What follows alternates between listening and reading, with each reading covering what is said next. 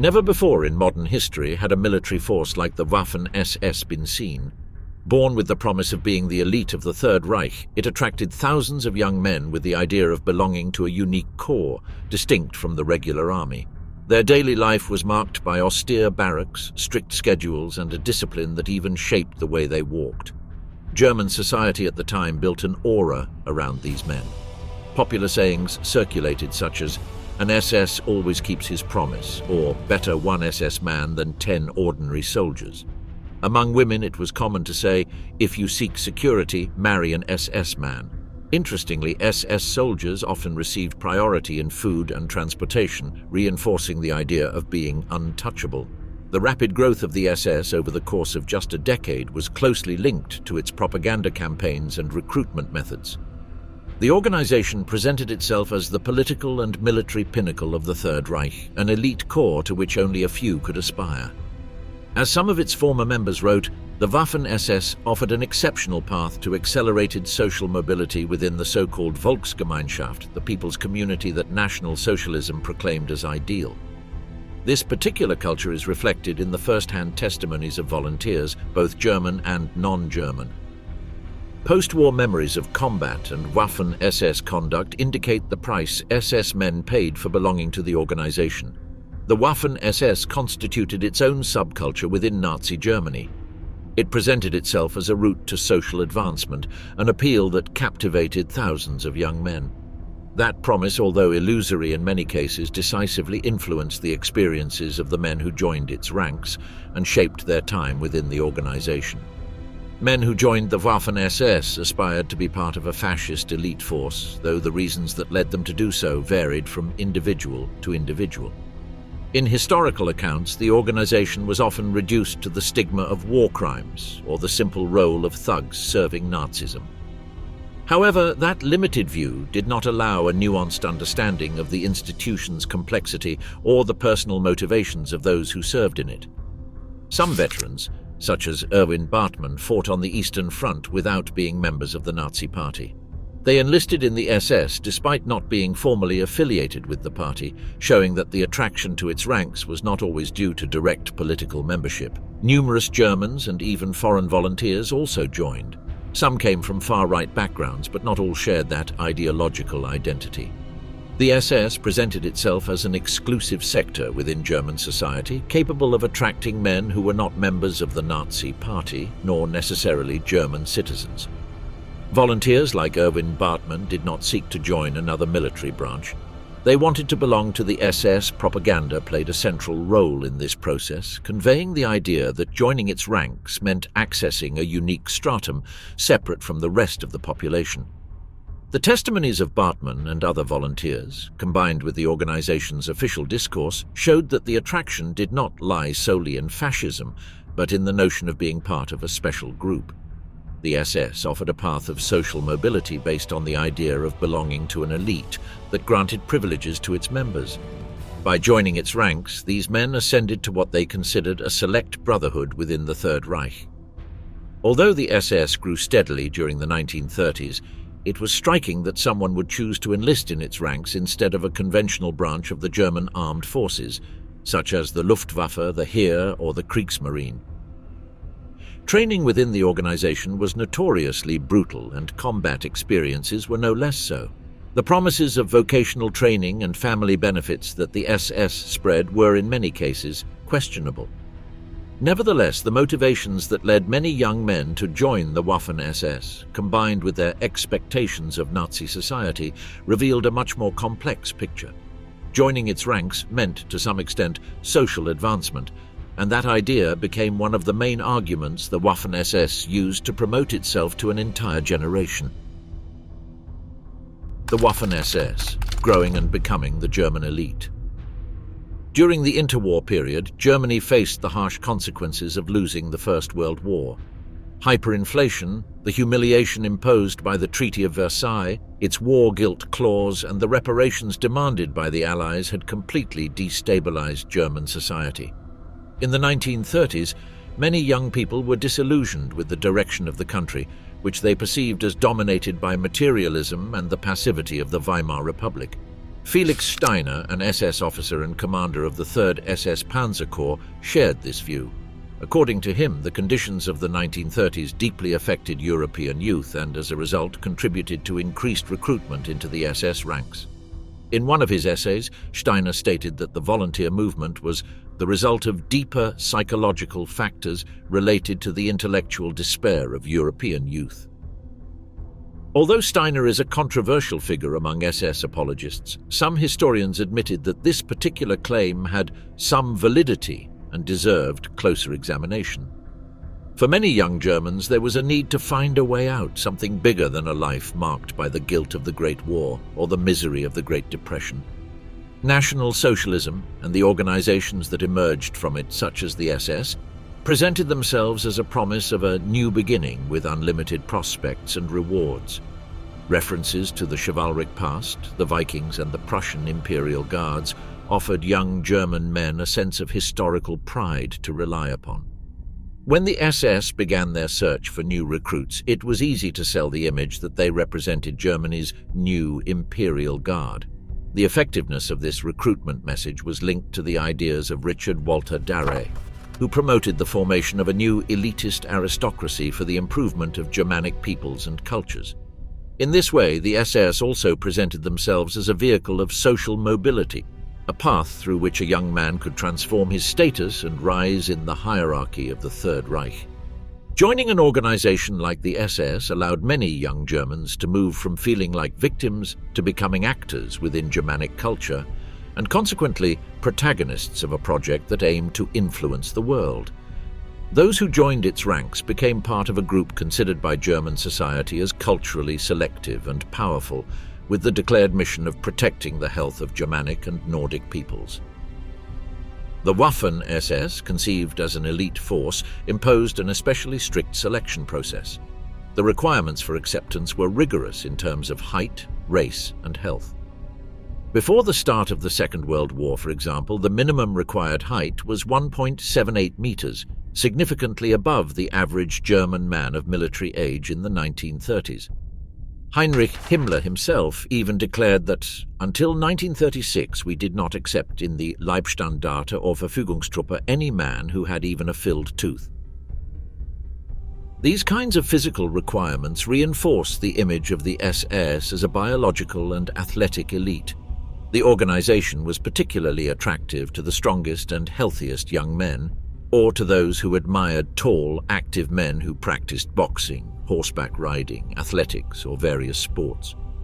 The reputation for being tall, robust, and racially pure was only one part of the set of elements that gave the SS a unique place within the Nazi regime. The fact that SS members were on average taller and physically fitter than the rest of the population contributed to projecting the image that they were above other social groups.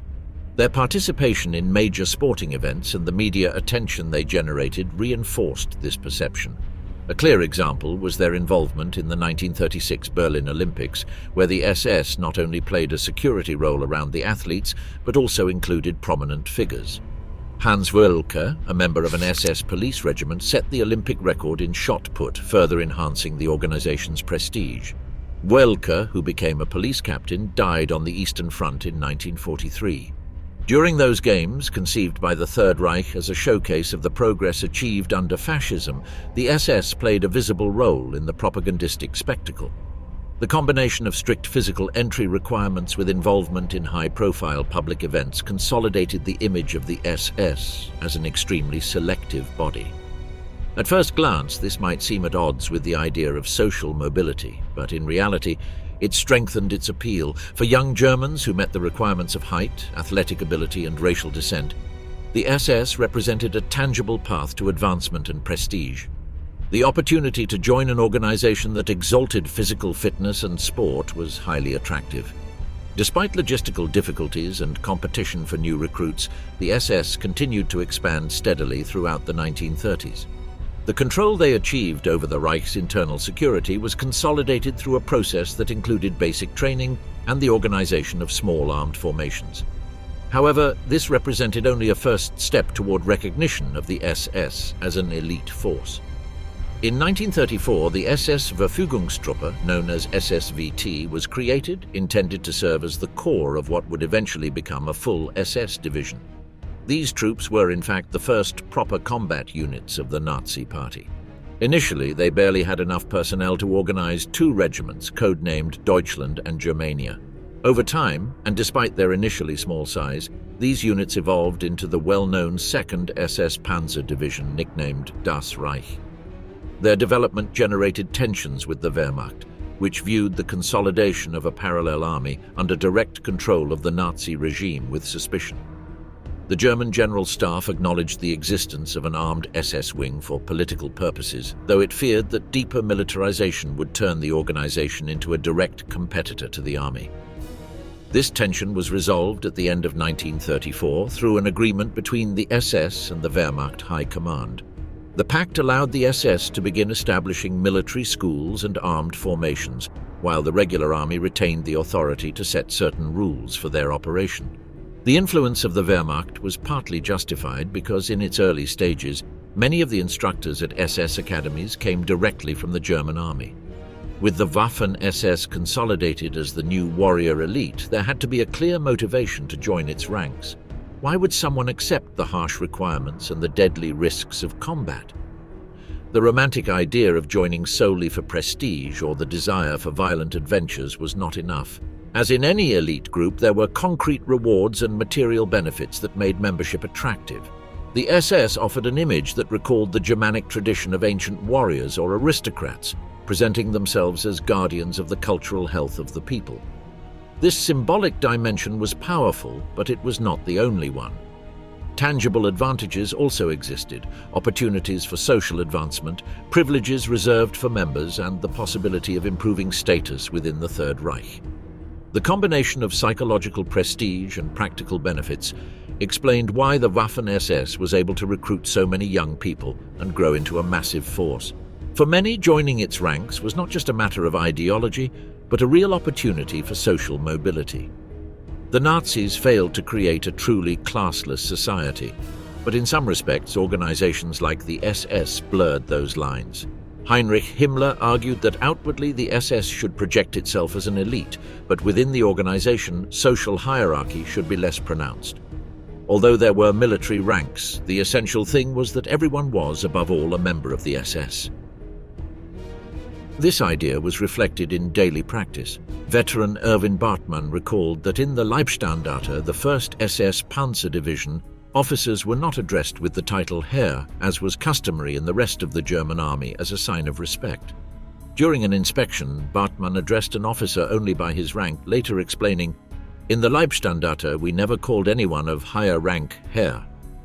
This detail showed how the SS sought to differentiate itself from the traditional army and reinforce the notion of a closed community, where the main bond was not social class, but membership in the organization. This aspect was significant because by eliminating the use of traditional titles, greater parity between officers and soldiers within the SS was demonstrated. It was enough to address a superior by rank without adding the respect formulas typical of the German army. At the end of the day, everyone was considered an SS man and a certain level of mutual respect was recognized. Wealth was not required to afford the equipment, nor was a prestigious lineage needed to join the organization. Several historians have noted that it was not necessary to come from high status or wealthy families to begin a career in the SS. This blurring of social lines reflected the organization's effort to fit the ideal of the Volksgemeinschaft. In particular, the idea of a hierarchy based on achievement was promoted. Being a member of the SS was already considered a merit, which provided opportunities for mobility within that national community, where recognition depended more on membership and performance than on social origin. Job security and future prospects were important factors in attracting volunteers to the SS, both within Germany and in other countries. Although long periods of service could be seen as a disadvantage, they also offered the possibility of years of stable employment and career opportunities after the war. For foreign volunteers, there was also the hope that in their home countries they would gain some degree of autonomy or a favorable position under German rule.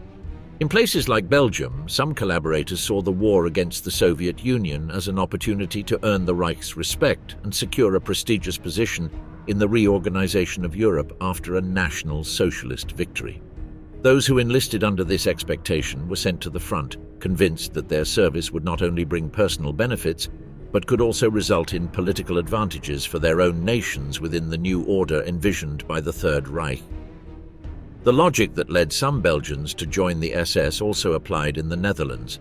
During the war, rationing was part of daily life, but SS soldiers and their families were given priority access to supplies, representing a clear advantage over the rest of the population. Dutch volunteers were also promised vocational training and the possibility of securing civilian jobs upon returning home, just as their Belgian counterparts were. In personal diaries of the time, some young people recounted how acquaintances who went to Germany for training in Munich did so convinced that after service they would have the option to take administrative positions and even aspire to higher-ranking jobs after additional studies.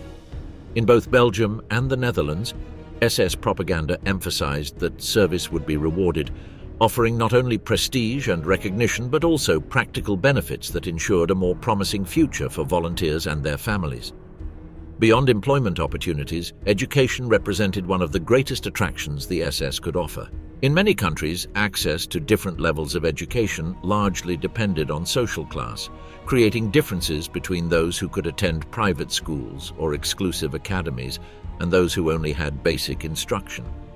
The Waffen-SS offered a partial way to overcome these barriers. The organization founded cadet schools for officers and created institutions linked to the Nazi idea of education, aimed at supplying the organization with new cadres of leadership. While strict racial and physical requirements remained, academic requirements were much more flexible. Before 1938, around 40% of aspiring officers had received only elementary education. This meant that young people without advanced studies could access military training considered elite, reinforcing the perception of the SS as a path for social mobility and overcoming class differences. Although at first glance it might have seemed that the SS lowered the quality of their officers by accepting candidates with limited academic education, in reality it was a mechanism of social mobility. For those considered racially suitable, previous education mattered little. What was essential was that the candidate could be molded according to the training the SS defined as a comprehensive approach to individual development. In this way, the son of a farmer could aspire to become part of the new German elite as long as he proved to be Aryan, had no communist ties, and met the physical requirements. Once accepted into an officer school, the candidate received training in sports, basic military history and combat tactics, as well as activities considered typical of an elite, such as fencing or navigation. Another attraction of joining the SS was family support. The organization offered financial assistance to large families considered Aryan and maternal care.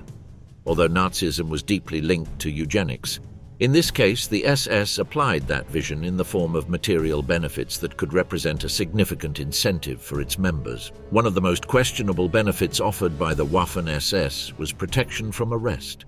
In some cases, membership in the organization functioned as a safeguard for the recruit and his family. There were young people who, despite having no affinity for Nazism, ended up joining the SS to avoid legal consequences or reprisals against their parents.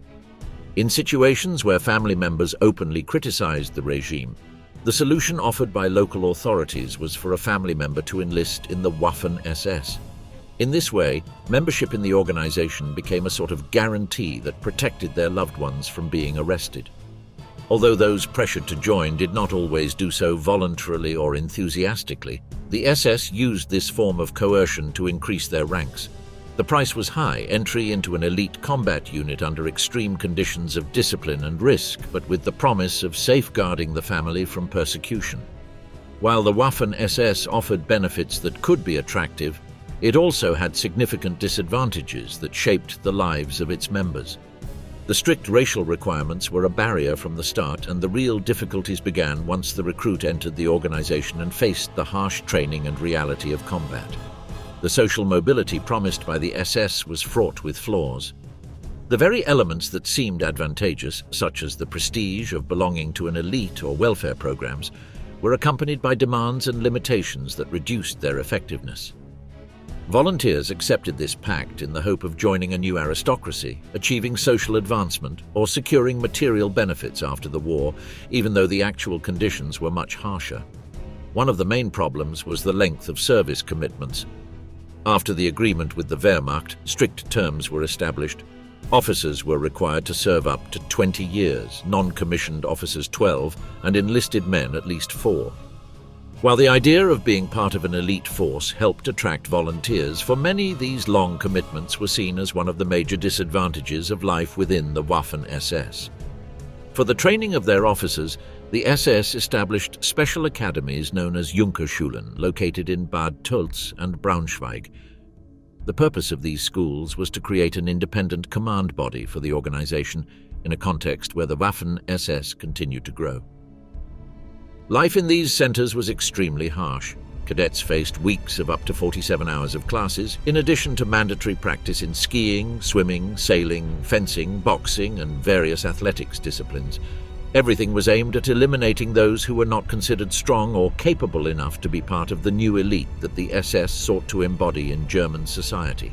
The dropout or failure rate reached around 40%, reflecting the harshness and brutality of the program. These demands had a clear purpose: to consolidate the reputation of the Waffen-SS as an elite force, preparing capable and resilient men who would be presented as the modern heirs of the Teutonic Knights. The growth of the SS officer corps did not depend solely on the Junkerschulen. It was also fueled by institutions such as the Napolis, Reich secondary schools aimed at preparing future government and military leaders. Although they were not created specifically for the SS, it was natural for the organization to take an interest in these centers and ultimately influence them in order to attract their cadets to the Waffen-SS. Training at these schools revealed another aspect of the social mobility offered by the organization, the promise of access to the new elite. However, the experience was extremely harsh. Former students recalled dark, cold, and demanding days where they were forced to fight dogs, face each other in boxing matches, endure extreme physical tests, and participate in simulations designed to prepare them for future war scenarios. Complaints or weakness were not tolerated. Any sign of fragility could be interpreted as cowardice. Through institutions such as the Junkerschulen and Napolis, the SS fulfilled its promise to provide education and training. These men received instruction that combined military discipline, ideological indoctrination, and physical resilience, designed to mold them into the ideal of the new elite member proclaimed by the regime. The conditions at SS academies and schools showed that in exchange for the education and training received, life was harsh and there was always a price to pay. Testimonies about the training of Waffen-SS enlisted men confirm that their experiences were not very different from those of officer candidates. Like their superiors in training, recruits had to undergo intensive training in boxing, athletics, and other sports. The goal was to reduce the gap between officers and troops while simultaneously raising the standard of demand above that of contemporary military instruction. However, for enlisted men who received a less personalized training program, accidents were more frequent and often resulted in injuries.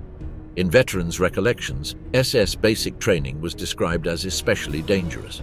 In one session, an incident remained engraved in a recruit's memory, the moment when, during an exercise, a loud crack echoed through the room, a sign of an accident that highlighted the toughness of the training. During Waffen-SS training, accidents were not uncommon, even during routine exercises.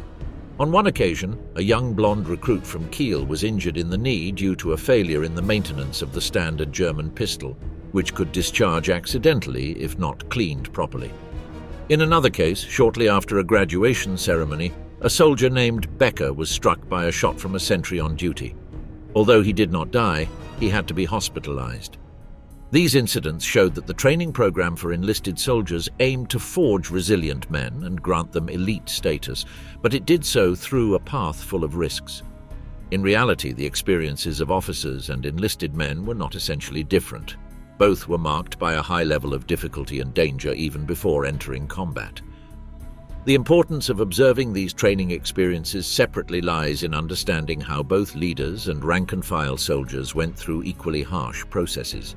This extreme preparation was the prelude to what officers and troops would experience together when the time came to face war on the front. The difficulties for officers and enlisted soldiers increased when they joined together to form units for war exercises. These maneuvers were particularly dangerous and, in many cases, deadly, increasing the risk of being part of the Waffen-SS. As the war approached, the SS obtained permission to use army grounds for these trainings. Standard safety practices were deliberately ignored. Heinrich Himmler even stated that SS men should get used to being only 50 or 70 meters from the fall of their own artillery. By comparison, standard military practice considered any impact closer than 600 meters to friendly troops as dangerously near. Himmler coldly acknowledged that it was regrettable that young Germans of great potential died in training accidents. However, he justified this brutality with the idea that suffering during training would harden the recruits and increase their chances of survival in actual combat.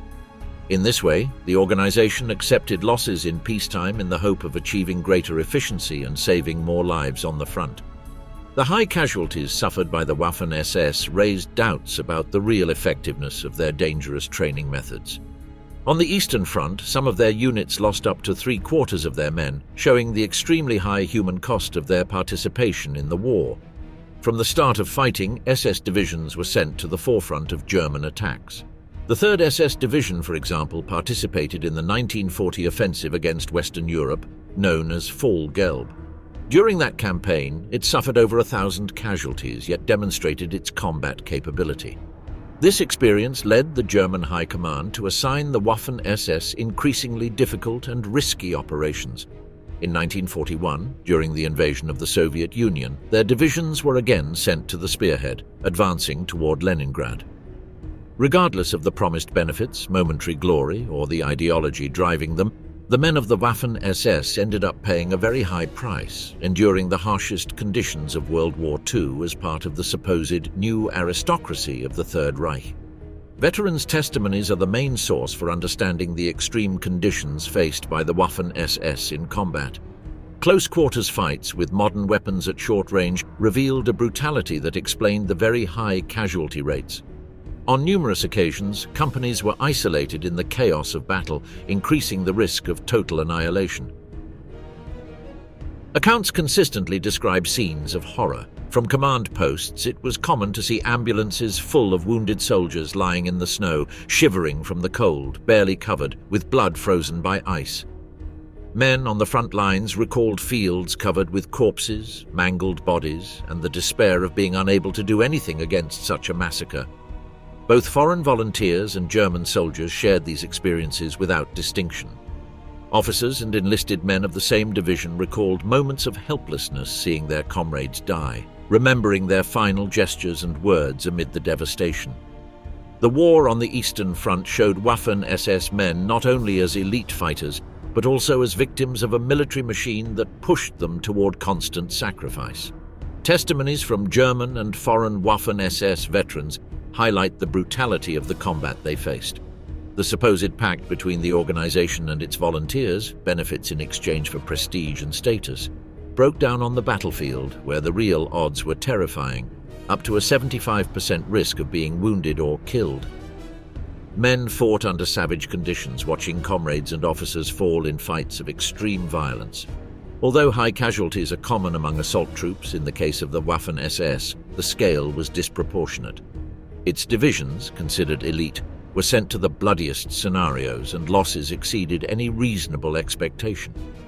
To put the difference in perspective, the 101st U.S. Airborne Division recorded about 11,500 casualties over its entire European campaign, including several major battles and replacements over time.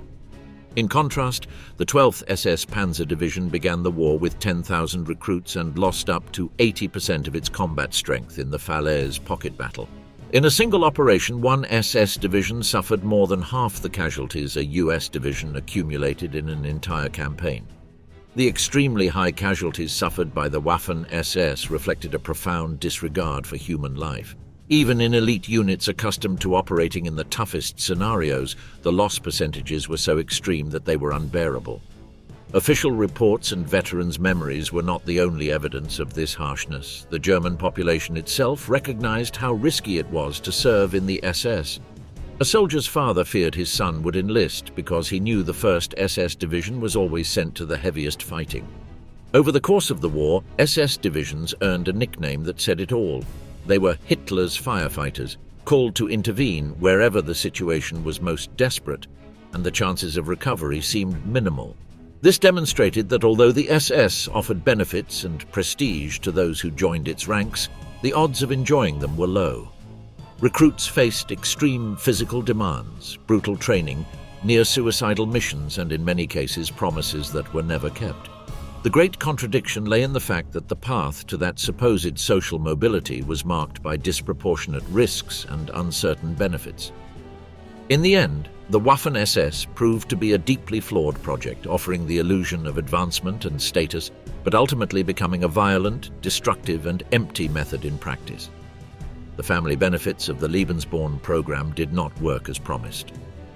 In 1939, barely 8% of the families of SS members with 5 to 12 children received financial support. Although the initiative had been created to increase marriages and births, that same year 61% of SS men were still single when World War II began. These figures, while reflecting the entire organization and not just the Waffen-SS, clearly showed that the program was failing to achieve its purpose. As the conflict progressed, Lebensborn became much more radical. The measures came to include provisions that directly encouraged infidelity as part of an extreme eugenics policy. Beyond its initial intention, those family programs did not fulfill their goals and, in many cases, resulted in practices that diverged from their original design. This failure, in addition to being morally abhorrent, represented one of the disadvantages of serving in the Waffen-SS. Another problem compounded this: the loss of the elite aura. An essential part of the organization's appeal was its exclusivity, but as the Waffen-SS grew to nearly 1 million members, maintaining the original standards became impossible. Expansion forced a relaxation of physical, social, and institutional requirements that had previously been enforced strictly. Although this did not diminish those who joined under these new conditions, the image of a culturally, athletically, and institutionally selective force gradually faded. The idea that the SS were to be the guardians of the Germanic and Nordic race became unsustainable with the inclusion of men who did not fit those parameters. The arrival of Slavic volunteers from Ukraine or Muslim volunteers from Bosnia completely contradicted the original racial requirements, forcing the organization to modify its doctrine. Not all foreigners joined voluntarily. There were also forced recruitment campaigns to fill gaps left by heavy combat losses. However, there were also volunteers who joined for various reasons and whose cases deserve analysis. The mixing of ethnic Germans with non-Germans was not well received within an organization born with a marked racial character, which in Nazi circles was interpreted as a clear dilution of the original ideal. By the end of the war, the numbers made this clear. In 1945, more than half of the Waffen-SS divisions were composed predominantly of foreigners. Of 38 divisions, 19 were no longer essentially German. For many within the regime, this represented a complete failure of the idea of a cultural and racial elite that was supposed to uphold the SS. The need to replenish troops had led to the admission of men who were initially considered impure according to Nazi racial criteria. This contradiction turned the Waffen-SS into an organization that ultimately betrayed its original mission and demonstrated in practice the hypocrisy of its ideological foundations. The mix of nationalities within the Waffen-SS was problematic, not only for the sectors most obsessed with racial purity, but also for the foreign volunteers themselves. Many of them recalled tensions and abuses resulting from living alongside troops of different origins. For some, such as the Belgians who enlisted in 1941, joining was seen as an opportunity to become comrades and equals of the Germans. However, reality showed otherwise. Despite fighting under the same flag, they were still treated as foreigners. Flemish volunteers reported physical and verbal mistreatment by German instructors during training. The Dutch, who were considered racially close to the Germans, were not exempt from discrimination either. Although they held a more favorable position in the hierarchy, many SS members still regarded them as somewhat inferior. In both cases, the organization failed to fulfill its promises of equality or the prestige that was supposed to come with joining. The contradiction was clear. The SS proclaimed itself as the guardian of Germanic and Nordic races, yet in practice it incorporated men who did not fit this definition and subjected them to unequal treatment.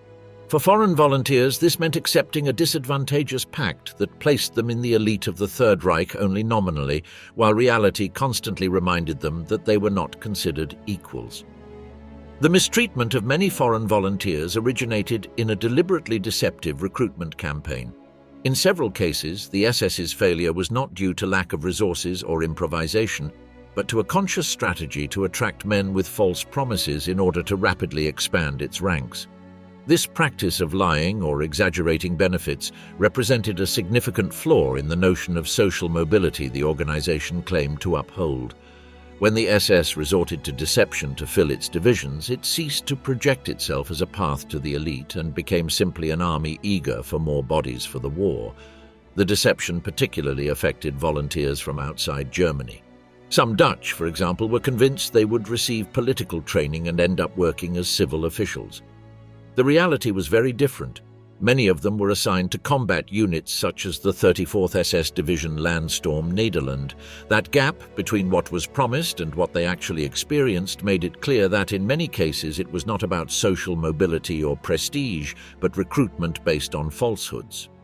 The deception in recruitment was not limited to Dutch volunteers. Belgians were assured that their service in the Waffen-SS would be directed against communism and that they would be sent to the Eastern Front. While many SS units did fight the Soviet Union, not a few men were later transferred to other theaters. In the Belgian case, they ended up back in their homeland, fighting in the Ardennes offensive. In theory, the reassignment of a unit to different fronts could seem normal in an army at war. However, the problem was that these volunteers had been presented with their enlistment as an exclusively anti-communist crusade. The reality was different. In addition to fighting the Red Army, they faced partisans, French, British, American, Canadian, and other Western enemies against whom there was no similar ideological background. It is difficult to determine to what extent foreign volunteers were willing to fight against Western powers, but what is clear is that they were recruited with incomplete or outright misleading promises. From the perspective of these men, the SS withheld key information to secure their enlistment, which further widened the gap between what was promised and what was experienced. These practices not only highlighted the contradictions of the Waffen-SS, but also reinforced the idea that as a path to social mobility, the organization was deeply flawed. For foreign volunteers, that illusion of prestige and ideological mission became unequal treatment, marked by deception from the very beginning. The hypocrisy of the SS regarding its admission criteria did not end with racial aspects. Initially, the organization presented itself as Germany's physical elite, composed of tall, strong, and athletic men. Over time, however, these requirements were relaxed. Those who needed glasses, as well as men who did not meet the minimum height, began to be admitted. This change was comparable to the dilution of racial standards. On a large scale, it might have seemed like a minor detail within the general mobilization of the Third Reich. Not everyone could be tall, robust, and physically outstanding. For an organization that had made physical appearance one of its symbols of prestige, this relaxation was not trivial. The reputation of the SS as an elite force was affected. Just as with the loss of racial standards, the relaxation of physical requirements showed that the organization could no longer sustain its original image of exclusivity. With each concession, the Waffen-SS moved further from its initial ideal and closer to an ordinary force, weakening the myth that had underpinned its appeal. Now let's discuss the difference between SS soldiers and those of the Wehrmacht. The relationship between the two forces was always difficult and marked by constant tension. On one side were the unwavering SS members, committed National Socialists loyal to Hitler and Himmler, mostly from lower social classes. On the other were the Wehrmacht, led by generals of monarchist or at least conservative tradition, who maintained a more critical view of Hitler and were considered unreliable by the SS leadership. From the Wehrmacht's perspective, the SS represented a latent threat. They distrusted their leaders, considered by many to be unpleasant, and criticized the ambition of the organization, always eager to accumulate more power. The regular army did not want the existence of another parallel armed force in Germany. The memory of the SA was still present, that militia had been seen as a potential rival army, and only after the 1934 purge had it been neutralized. But shortly thereafter, the rise of the SS reignited the same fear, the emergence of a second armed force within the state. In this way, the Waffen-SS consolidated as what the Reichswehr had feared from the start, a parallel army, serving the National Socialist Party and aspiring to assert itself within the German military apparatus. When the war began, the brutal behavior of the SS toward the civilian population outraged many Wehrmacht generals. Johannes Blaskowitz, a devout Christian, repeatedly protested against these atrocities, though his complaints had little effect. Only a few commanders allowed the SS to act with complete freedom in their areas, while most limited their scope of action as much as possible. Some did so out of objection to their methods, others simply because they did not want another organization interfering in their command areas. The situation was different with the Waffen-SS. On the front, these divisions normally fell under the authority of a Wehrmacht general. They were treated as regular units, and in many cases their officers and soldiers were highly respected by commanders such as Erich von Manstein, who valued their performance fighting shoulder to shoulder with regular army troops. It was important to distinguish between the different branches of the organization. The SS as a whole was a political body within the Nazi Party, and a dentist, for example, could become a high-ranking officer without ever having set foot on a battlefield or participated in crimes. The Waffen-SS, on the other hand, represented the armed wing of the Allgemeine SS, literally the general or common SS. Most of its members were combat soldiers, although statistics showed that involvement in war crimes was higher than in the Wehrmacht. Apart from them, there were the Einsatzgruppen, created directly by Himmler and composed of police, security agents, and SS members. These mobile units had the official task of combating insurgents, but in practice they engaged in the systematic murder of civilians in Poland, Russia, and other occupied regions, becoming one of the most lethal instruments of the Nazi repressive apparatus. An ordinary SS member could be almost anything from dentist to judge or professor. Many of them never saw the front and could even serve within the Wehrmacht or not participate directly in the war. The Waffen-SS, however, was different.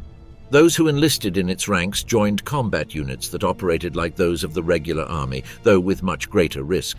They were sent into extremely dangerous engagements and, in many cases, also into situations that tied them to war crimes. Wehrmacht officers and soldiers often criticized the SS for their tendency to carry out bold and, in many cases, reckless assaults, which often resulted in excessive losses. While the regular army emphasized careful planning and coordinated action, the Waffen-SS preferred frontal and direct attacks, even if the cost in casualties was very high. One of the German generals, later captured by the British and secretly recorded during his captivity, recalled a confrontation in the middle of winter on the Eastern Front. After a breach of the Soviet lines near his sector, he gave the order to organize an improvised defense. On that line was a Waffen-SS company with about 175 men, supported only by machine guns and a few mortars.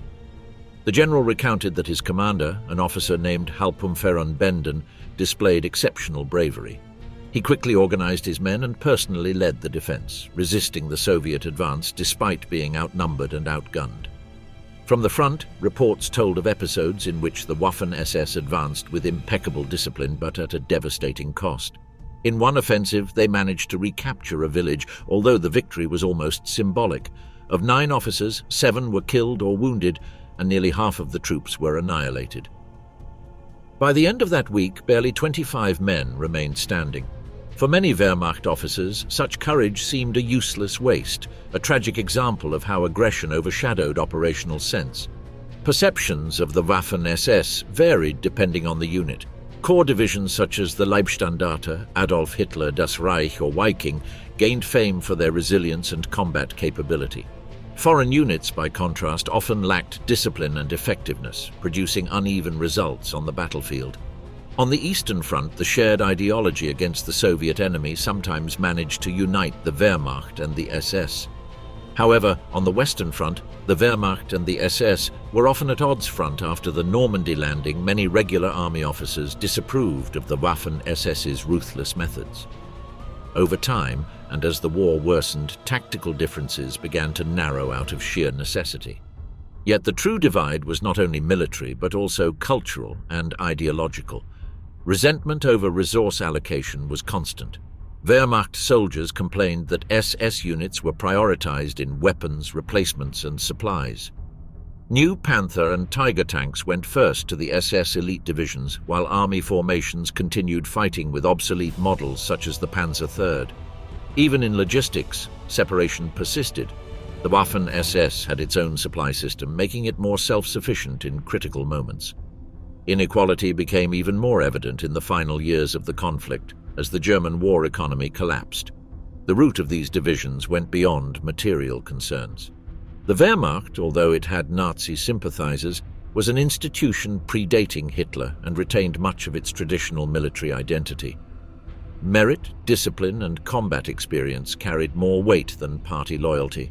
In contrast, the Waffen-SS was born from National Socialist thought and was conceived as both an ideological and military core.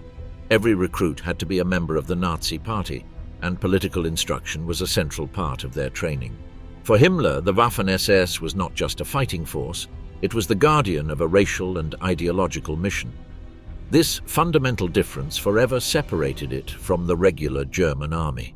Tension between the Wehrmacht and the Waffen-SS was defined by an ideological chasm that was hard to bridge. Traditional army commanders considered the SS's political fanaticism an obstacle to professional military leadership, which had to be based on strategic discipline, planning, and battlefield order. For Himmler's men, however, the only thing that mattered was absolute loyalty to Hitler and the National Socialist creed. A regular army officer privately confessed that while the SS fought for the Führer and his ideology, the Wehrmacht fought for Germany itself. This difference in perspective, though not shared by all, revealed the cultural backdrop dividing the two institutions. The soldiers of the regular army saw themselves as guardians of their nation, regardless of the regime in power. Members of the Waffen-SS, by contrast, considered themselves the vanguard of a European project under Nazi dogma. In their training centers, political instruction played a central role, presenting the war as a crusade for the future of the continent. Every military triumph was interpreted not only as a German victory, but as a step toward a broader ideological mission. Consequently, their operations often went beyond military logic, resulting in more extreme violence driven by fanaticism. As the war situation deteriorated, the differences became sharper. While Wehrmacht officers opted for the pragmatic acceptance that defeat was imminent, the Waffen-SS clung to blind resistance, remaining loyal to Hitler even after his death. The most notable example was the Battle of Castle Itter in May 1945, when Wehrmacht troops under the command of Major Joseph Gangl fought alongside Americans to protect French prisoners from an attack by the Waffen-SS, which was still attempting to carry out the final orders of the fallen regime. Nevertheless, both sides had to cooperate at the front. From the start of the invasion of the Soviet Union in 1941, Waffen-SS divisions were integrated into the army's structure.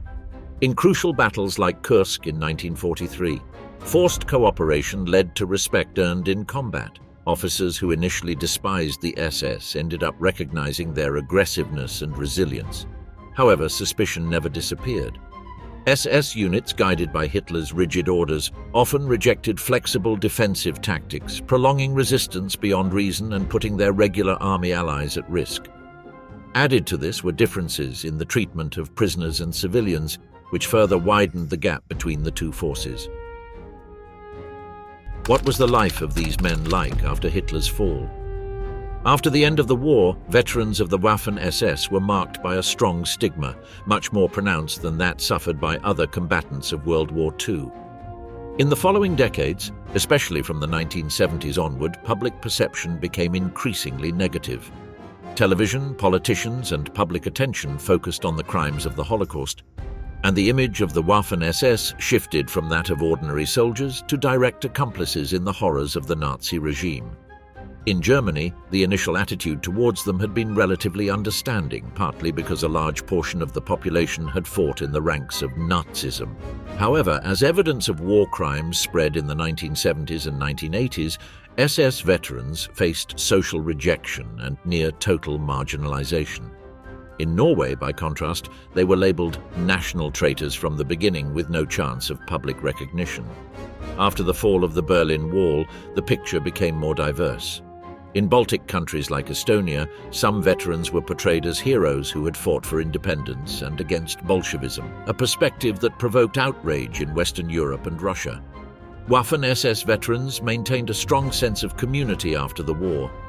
In Germany, just a few years after 1945, they began organizing into local associations, which in 1959 led to the creation of a national organization, the Mutual Aid Association of former members of the Waffen-SS, known as HIAG.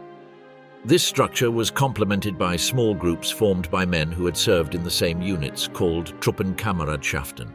During the 1950s and 1960s, HIAG achieved a certain level of political relevance in West Germany. With around 20,000 members, it maintained connections with former combatants in countries like Belgium, the Netherlands, France, and Scandinavia, through its own publication, Der Freiwillige. The main goal of the organization was to present the Waffen-SS as a separate and clean combat corps with respect to the regime's crimes, a strategy aimed at securing benefits for veterans and even facilitating their integration into the new German army, the Bundeswehr. In those early years, HIAG's mass gatherings were legitimized under the cause of locating missing comrades, even attracting local politicians and the German Red Cross. The scenario began to change during the 1960s as German and European society increasingly distanced itself from Nazi ideology and the war crimes associated with it. The HIAG, divided into internal factions, lost political influence and was discredited as an irrelevant and irredeemable group. The growing public dissemination of atrocities committed by the SS further weakened its legitimacy until the federal organization finally dissolved in 1992. Some local chapters survived, as did smaller associations of former unit comrades, the so-called Truppenkameradschaften. However, over the decades, Waffen-SS veteran groups became a taboo topic. In the 1990s, the increased attention to neo-Nazi movements ended up associating these veterans with a repulsive ideological resurgence. Even those who had tried to distance themselves from Nazism were publicly singled out and ridiculed. Today, no country in Western Europe allows public demonstrations by Waffen-SS veterans or their participation in official World War II ceremonies. With the inevitable aging of former combatants, some associations tried to survive by seeking new members among younger generations, especially in the far-right movements of the 1980s and 1990s. In this way, the legacy of the Waffen-SS found resonance in marginal sectors that sought to keep its memory alive. Over the years, many of the Waffen-SS Truppenkameradschaften incorporated younger members, some even in leadership positions. Among these new members were relatives of veterans or people interested in World War II battle stories, but also sympathizers of neo-Nazi ideologies. This mixture, while bringing new blood to the associations, caused public rejection of them to increase even further. Despite the official dissolution of HIAG, its publication Der Freiwillige managed to survive thanks to the joint work of young members and a publishing house linked to the neo-Nazi movement. Its declared aim was to unite the old and new generations under a common cause. A similar ambition drove Ein Fähnlein, an illustrated magazine that glorified German veterans of World War II, especially those of the Waffen-SS, proclaiming as its motto the dedication to duty and tradition among young and old volunteers. Magazines, newsletters, and later websites kept the Waffen-SS Veterans Associations alive. These media reported on new publications, meetings, and political support, shared photographs, celebrated their former heroes, and rewrote episodes of history. Their goal was to maintain continuity of the veteran movements, both nationally and across Europe, fostering a collective memory that clashed with the prevailing societal view. The pages repeatedly recounted stories of battalions and battles, always with the aim of countering criticisms that appeared in the mainstream press. They also included angry complaints about desecrations of SS and Nazi graves, interpreted as signs of permanent marginalization. The tone became more combative when reproducing the few pro-SS speeches or describing marches of far-right groups who, like them, sought to challenge the dominant narrative of World War II. At the same time, these newsletters served a community function. They provided space for internal news, published obituaries, congratulated birthdays, and detailed their commemorative festivals. Veterans of the Waffen-SS and their supporters did not passively accept marginalization. Their main rhetorical argument was always victimization. They claimed to have been demonized by the victors of World War II, who, according to them, rewrote history to their own benefit. On this premise, one of their central objectives was the correction of the dominant version of the past. Their publications showed an almost obsessive insistence on the so-called historical facts first. They proclaimed that they represented only the Waffen-SS and not the entire SS, asserting that the latter had little or nothing to do with war crimes. They also claimed that these crimes had been exaggerated, even though these statements were false and widely refuted. Furthermore, they demanded the same recognition as other war veterans, presenting themselves as an idealistic body of volunteers, and in their words, the first pan-European combat group mobilized against Bolshevism. Some even interpreted the fall of the Berlin Wall as the symbolic confirmation of a posthumous victory. SS veteran Henri Fenet, a former member of the 33rd Waffen-SS Grenadier Division, Charlemagne, stated in a speech published in 1998 that the SS had fought for Europe, for a European community, and against Bolshevism. He claimed that, after half a century, history had justified that mission, asserting that they had paved the way toward the independence and self-sufficiency that, in his view, Europeans were pursuing in the present. This narrative of presenting themselves simultaneously as misunderstood victims and heroes of history became a central axis of Waffen-SS veterans associations. Their publications and speakers defended an alternative version of events, a heroic history of Europe against Bolshevism. This had direct consequences for their commemorative practices, as the veterans not only wrote or spoke, but also publicly commemorated, gathered, and remembered. Internal publications devoted ample space to commemorative rituals. The events of Waffen-SS veterans followed a pattern recognizable in many Western veterans associations. A solemn assembly in a symbolically charged location, the waving of flags, inscriptions, sometimes even uniforms, all under the watchful eyes of an attentive audience. The program of events was predictable. Formations or parades, music, speeches by military and civil authorities, poems or songs performed by younger members, and finally collective singing of carefully listed hymns. According to reports, the atmosphere was described as solemn, sometimes accompanied by restrained tears. The accounts concluded by highlighting the military order in which the ceremony was conducted, its moving significance, and often the transition to moments of camaraderie around food and drink. The ceremonies of Waffen-SS veterans on the surface followed the same pattern as any other veterans association. However, there were notable differences.